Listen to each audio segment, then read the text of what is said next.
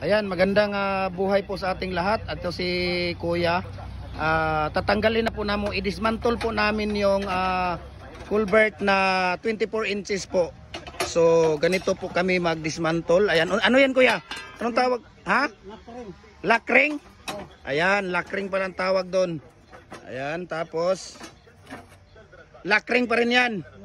Ayan, so ganyan tayo mag-dismantle ng 24 inches na culvert.